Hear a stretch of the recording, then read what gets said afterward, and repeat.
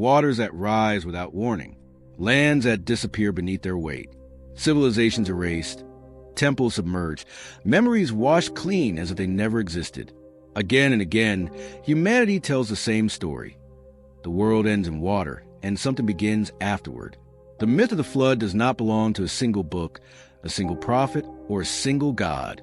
It moves silently through time like a hidden current beneath history, resurfacing wherever humans have tried to explain catastrophe, guilt, renewal, and rebirth. From the clay tablets of ancient Mesopotamia to the sacred pages of the Maya, from hymns of India to the oral chants of Aboriginal Australia, nearly every civilization remembers a moment when the world drowned. This is not coincidence. It is repetition, a global echo of the same archetype, retold in countless languages but never forgotten. The question is not whether the flood happened once or many times, but why humanity keeps returning to it. Is the flood merely a metaphor for natural disaster, for trauma passed down through generations? Or does it conceal a deeper truth about consciousness itself? In this video, we will follow the flood myth across cultures and ages, explore how esoteric traditions interpret this universal deluge, and uncover why water is always chosen as the instrument of destruction, purification, and renewal. Because a flood is never simply about death. It is about remembrance and forgetting.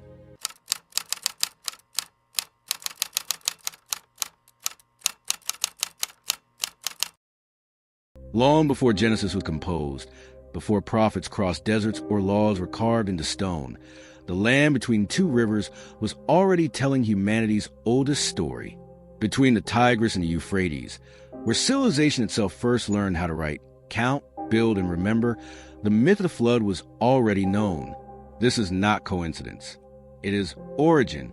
Here, in ancient Mesopotamia, the earliest surviving flood narrative was etched into clay tablets more than 4,000 years ago. These tablets form part of the Epic of Gilgamesh, the oldest known work of literature in human history. Not a religious text, not a moral code, but a poem, a myth, a mirror reflecting humanity's deepest fears and desires. Gilgamesh is not a saint. He is a king, a tyrant, 2/3 divine and 1/3 human. He conquers, he dominates, he takes what he wants. But when his companion, Enkidu, dies, something breaks inside him. For the first time, Gilgamesh confronts the one enemy he cannot defeat, death. And so he begins a desperate journey, not for power, but for immortality. That journey leads him to the edge of the world, to a man who survived what no one else did, Utnapishtim, the flood survivor, the witness. Utnapishtim tells Gilgamesh a story older than kingship itself, a story in which the gods, far from benevolent guardians, are volatile, emotional, disturbingly human. Humanity's crime is not moral corruption, but excess. The noise of human life disturbs a god's sleep. Not sin, not evil, noise. Existence itself becomes intolerable. And so the gods decide to erase their creation. This is a crucial point. In the Mesopotamian worldview, the flood is not divine justice. It is divine impatience. Creation is fragile because the creators themselves are flawed. Yet even among the gods, there is resistance. Ea, god of wisdom, magic, and secret knowledge, refuses to allow humanity to vanish entirely. But he does not openly rebel. Instead, he circumvents the law. He whispers to the walls of Utnapishtim's house. He speaks without speaking. He reveals without revealing. This detail is not accidental. In esoteric traditions, true knowledge is never delivered directly. It is perceived, heard between words, understood intuitively. The initiate does not wait for permission. Utnapishtim understands. He is instructed to build a vessel, but not a ship in the ordinary sense. The text describes a structure shaped like a cube, perfect symmetry, perfect balance. In sacred geometry, the cube represents stability, matter in equilibrium, the foundation upon which spirit can descend. This is not transportation. It is containment. Inside this vessel, Utnapishtim gathers more than animals and family. He gathers craftsmen, seeds, tools, and accumulated knowledge. Civilization itself is compressed into a single form. The ark becomes a symbolic womb, carrying the blueprint of humanity to the death of the world. For 6 days and 7 nights, the storm rages. The waters do not gently rise. They roar. They erase boundaries. They return the world to chaos. Mountains disappear. Cities dissolve. Names vanish. When the vessel finally rests upon Mount Nazur, silence replaces destruction. And then comes the test. Utnapishtim releases birds. First a dove, then a swallow, then a raven. This sequence will later appear almost unchanged in the biblical narrative, but here it carries a deeper symbolic weight. These birds are not messengers. They are probes of reality, consciousness testing whether the world is ready to be perceived again. The raven returns last, and it does not come back. Why the raven? Because the raven feeds on decay. It adapts to ruin. The message is stark. Rebuilding does not begin with purity or innocence. It begins with survival, with instinct, with shadow. Utnapishtim offers a sacrifice, re-establishing the broken bridge between humanity and the divine. The gods smell the offering and gather like flies. The text says, another unsettling reminder that these gods are not transcendent ideals, but forces bound to appetite and reaction. As a result, Utnapishtim and his wife are granted immortality. But this immortality is not glory. It is exile. They are sent to live beyond the rivers, at the edge of the world, outside time. They become witnesses, not participants. Those who have seen the world die can never fully belong to it again. When Gilgamesh hears the story, he understands something devastating. Immortality is not meant for the living. It belongs to memory, to legacy, to the name that survives destruction. Gilgamesh returns home changed, not victorious, but human. The Mesopotamian flood reveals a profound truth. The flood is not a punishment for moral failure. It is a test of remembrance. Survival is not genetic. It is spiritual. Those who live are those who listen, those who build quietly, those who preserve knowledge when the world drowns in noise. And the most important lesson of all, it is not water that destroys the world. It is forgetting. The flood is the collapse of consciousness itself.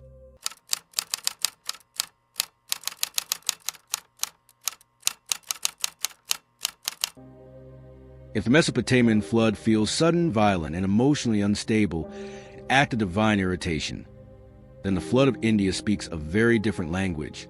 Here, destruction is not rage. It is rhythm, not punishment, but transition, not an ending, but a necessary pause and an infinite breath. In Hindu cosmology, time does not move forward like an arrow. It turns like a wheel. Universes are born, expand, dissolve, and are born again. Civilizations are not permanent achievements, but temporary arrangements within a much larger cosmic cycle. Creation itself is not sacred because it lasts, but because it transforms. At the center of this vision stands Manu, the primordial human, the archetype of humanity rather than a historical man. Manu is not chosen because he is morally perfect. He is chosen because he is attentive. He listens. One day, while performing ablutions in a river, a ritual act already symbolic of purification, Manu encounters a small fish caught in his hands. But this fish speaks, and more disturbingly, it knows what is coming. The fish asks for protection, warning that a great deluge is approaching, one that will dissolve the world's visible forms. This is no ordinary creature. The fish is Matsya, the first avatar of Vishnu, the sustainer of cosmic order. Vishnu does not appear as a warrior or king. He appears as guidance itself. Preservation, not domination. Matsya explains that the flood is inevitable, not because humanity has sinned in a moral sense, but because the cycle has reached its end. Everything anchored only in appearance, wealth, power, form will dissolve. But something must survive. Not bodies, but essence. Manu is instructed to build a boat, not a fortress, not a weapon, a vessel. He is told to gather sages, animals, seeds, and most importantly, the Vedas, the sacred knowledge of the universe. This detail is crucial. Flesh is replaceable. Wisdom is not. The soul of the world must pass intact through dissolution. When the waters rise, they do so with terrifying calm. No sudden chaos. No divine fury. The flood unfolds as if rehearsed. Manu ties his vessel to the horn of Matsya, and Vishnu guides him through the cosmic waters to a sacred mountain, the axis between worlds. When the flood recedes, a new Manvantar begins, a new age of humanity. In this tradition, the flood is not the end of history. It is punctuation, a comma between epochs, a breath taken by the universe itself. Water here represents Maya, illusion. It dissolves form so essence may remain. The boat is not wood and rope. It is consciousness itself, awareness that can pass through ignorance without drowning.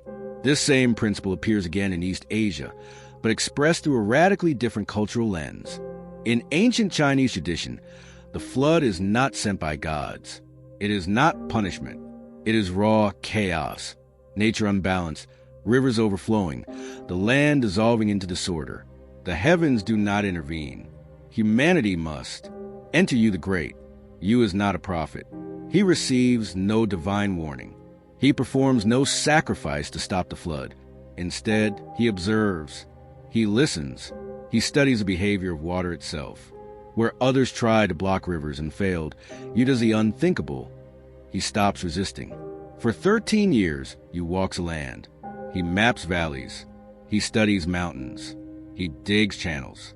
He redirects flow instead of opposing it. He sacrifices personal life entirely. Legend says he passed his own home without entering it. So consumed was he by his task. When he finally returns, his son does not recognize him. This is not heroism by conquest. It is heroism by alignment. You embodies the Tao, the way, the principle that softness overcomes hardness, that flexibility outlasts force. As the Tao Te Ching teaches, nothing is softer than water, yet nothing is more powerful in overcoming obstacles. In this story, the flood does not select the righteous. It reveals the prepared.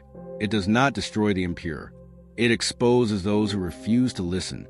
When Yu succeeds, he does not claim divinity. He becomes emperor, not by blood, but by merit. Because in Chinese cosmology, the right to rule is granted by harmony with invisible forces, not inheritance. The lesson here is radically different from the Western narrative. The world is not saved by miracles. It is stabilized by understanding. Chaos is not conquered. It is redirected. And perhaps this is the most profound insight of the Asian flood traditions. Water is not the enemy. Resistance is.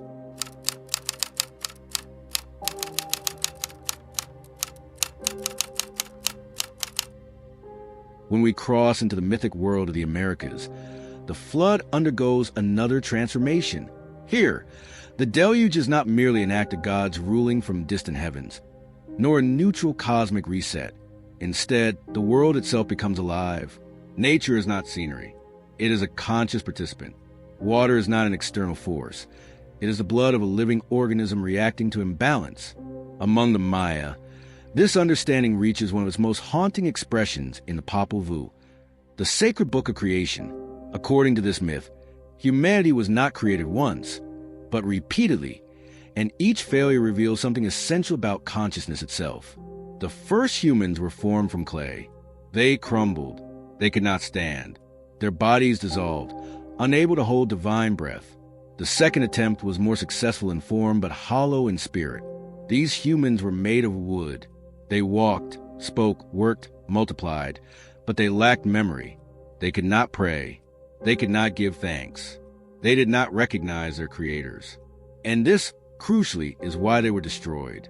Not because they were violent, not because they were immoral, but because they were unconscious.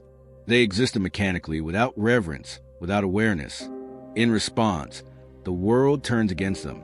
Rain does not fall. It hardens into resin. Animals speak and accuse. Tools rise up against their users. The entire environment rebels, as the creation itself rejects beings who cannot remember why they exist. This flood is not divine anger. It is life refusing automatism. In this myth, water becomes the agent that dissolves a humanity that has forgotten its soul. It is not evil. It is corrective. Mother Earth cuts ties with children who become hollow shells, moving without meaning. This theme echoes across Andean traditions. Among the Incas and their predecessors, Stories speak of a great flood that submerged valleys and forced survivors to seek refuge in the highest mountains. In some versions, the creator god Viracocha sends a deluge to destroy a race of giants, beings powerful in body but lacking spiritual alignment. When the waters retreat, Viracocha walks across the surface of Lake Titicaca and begins creation anew. And here, something subtle but profound appears. The new world is not shaped by force, but by voice. Viracocha speaks and reality responds. The creative word transforms chaos into cosmos. This detail is crucial. The flood clears space, but it is language, vibration, and intention that rebuild the world. Creation is not merely material. It is sonic, conscious, structured by meaning. Lake Titicaca itself is not chosen at random. It is the highest navigable lake in the world. Symbolically, the new humanity emerges not from depth alone, but from elevation. What survives a flood must rise, not only physically, but ethically, spiritually, consciously. Among the Hopi people of North America, the flood myth becomes explicitly initiatory. According to their traditions, humanity has lived through multiple worlds, not one. Each world ends when spiritual imbalance reaches a critical point. Floods are among the instruments of these endings, but survival is not granted arbitrarily. Those who maintain harmony with the Great Spirit are warned in advance by the ant people, subterranean beings who may be read literally, symbolically, or psychologically.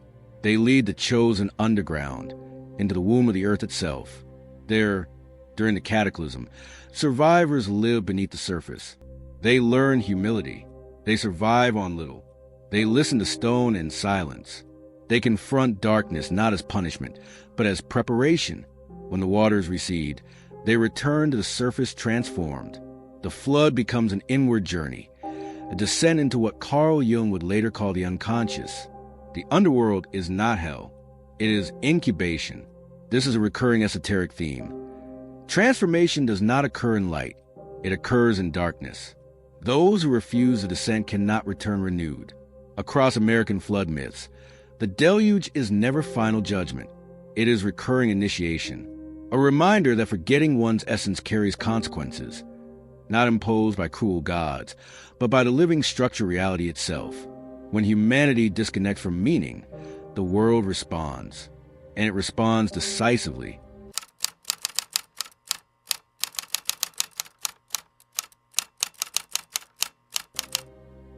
Now we return to the old world, but beyond official history, beyond archaeology, beyond dates and ruins, we return to memory encoded as myth, to Atlantis.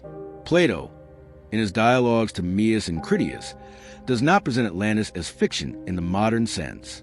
He insists the story was received from Egyptian priests, initiates of a lineage far older than Greece itself. Atlantis, we are told, was not primitive.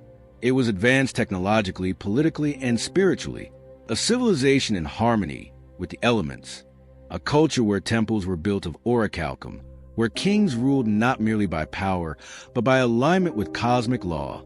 But something fractured. The pursuit of wisdom gradually shifted into the pursuit of dominance. Knowledge, once sacred, became instrumental.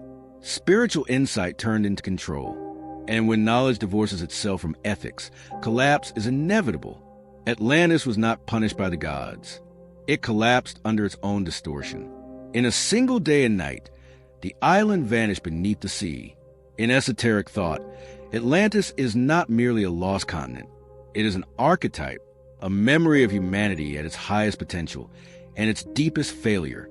Helena Blavatsky, Rudolf Steiner, and Manly P. Hall all interpreted Atlantis as a symbolic warning encoded into collective memory, a reminder that advanced consciousness without humility self-destructs. From Atlantis, we move to the most widely known flood narrative, the story of Noah. In Genesis, Noah is chosen not because he is powerful, but because he is aligned. He builds an ark according to divine instruction and preserves life while the world dissolves around him. For 40 days and 40 nights, rain falls without pause. But the biblical flood is far more than a moral tale. The number 40 appears repeatedly in Scripture. 40 days of fasting, 40 years in the desert, 40 days of purification. Esoterically, 40 represents transformation through endurance, a complete cycle of inner transmutation. The flood becomes an initiatory process, not merely an event. The ark itself is not a boat. It is an alchemical vessel, a floating athanor in which the old world dissolves so the new one may emerge. Inside the ark, life is suspended between death and rebirth. This is alchemy in narrative form. And when the waters finally recede, God does not issue another threat. Instead, a covenant appears. The rainbow. In esoteric symbolism, the rainbow represents the full spectrum of spiritual light, a bridge between realms, a reconciliation between destruction and promise. For those who read symbolically, the Bible offers not a literal catastrophe, but a coded manual for regeneration of the soul.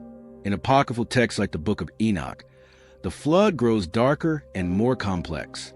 Here, it is linked to the Nephilim, giants born from the union of divine beings and humans. These beings introduce forbidden knowledge, metallurgy, sorcery, astrology, warfare. Knowledge itself is not condemned. Its misuse is. This ambiguity lies at the heart of all esoteric traditions. Light misdirected becomes shadow. Power untempered by wisdom becomes tyranny. The same fire that illuminates can also destroy. In alchemy, the flood corresponds to Solutio, the phase where all fixed forms dissolve.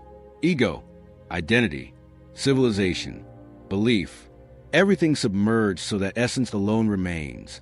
Nothing new can be born without first disintegrating. There is no gold without mud, no spirit without the death of the profane self. And this brings us to the final revelation. The flood is not a historical event locked in the past. It is cyclical. It occurs whenever consciousness accumulates too much noise, too much ego, too much separation. When humanity forgets its connection to essence, the outer world mirrors inner chaos. Every civilization that drowned did so first internally. But the flood is not only destruction, it is opportunity. Every collapse contains a seed of a higher reconstruction. Every wave that erases also prepares the soil for rebirth. Perhaps the flood is not coming. Perhaps it is already here. And the real question is not when the next waters will rise, but whether you have prepared your ark, not of wood and pitch, but of awareness, memory, and wisdom. Because when the waters return, only what matters floats. Thank you for watching.